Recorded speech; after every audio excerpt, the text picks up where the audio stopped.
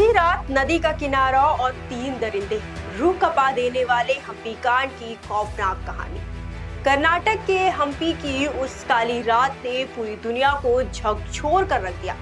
सनापुर झील के किनारे गिटार बजाते और तारे निहारते सैलानियों को क्या पता था कि पेट्रोल मांगने के बहाने मौत और दरिंदगी उनका रास्ता देख रही है।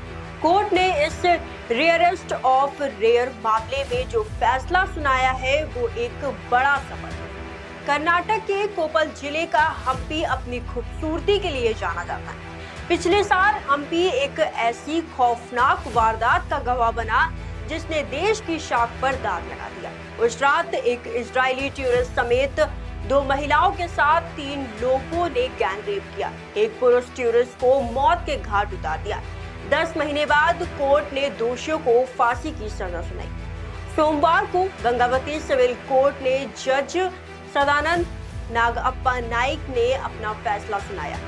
कोर्ट ने इस घिनौने अपराध को रेयरेस्ट ऑफ रेयर मानते हुए दोषी मल्लेश उर्फ हांडी मल्ला, शरण बसव और चैतन्य साई को फांसी की सजा का आदेश दिया। इस फैसले के साथ उस काली रात की यादें ताजा हो गई जब इन दरिंदों ने हैवानियत का नंगा नाच किया था। तारीख थी 6 मार्च 2025।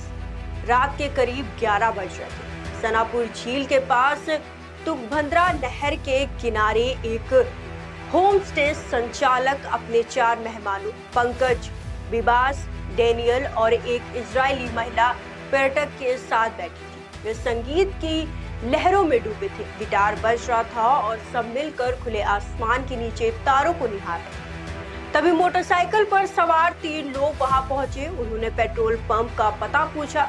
होमस्टे संचालक ने बताया कि पास में कोई पंप नहीं है और सनापुर जाने की सलाह दी, तो उन लोगों ने 100 रुपए की मांग कर दी। अनजान लोगों को पैसे देने से मना करने पर विवाद बढ़ गया। इस बीच ओडिशा के पर्यटक विभाग ने शांति बनाने के लिए उन्हें 20 रुपए दिए।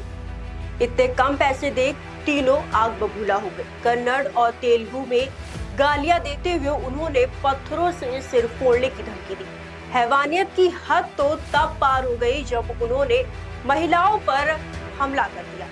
2 आरोपियों ने होमस्टे संचालक को बेरहमी से पीटा, जबकि तीसरे ने 3 पुरुष पर्यटकों को गहरी नहर में धकेल दिया।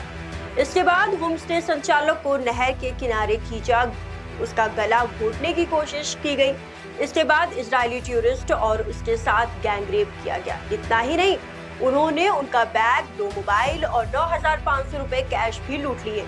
इस खूनी खेल को अंजाम देने के बाद तीनों अपनी बाइक पर सवार होकर फरार हो गए।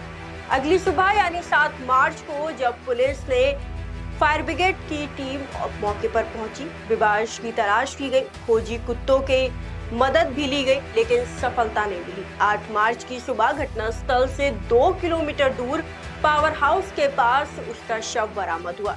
इस घटना ने न केवल कर्नाटक बल्कि अंतर्राष्ट्रीय स्तर पर भी सनसनी फैला दी। केस की संवेदनशीलता को देखते हुए इसे फास्ट ट्रैक कोर्ट में चलाया गया।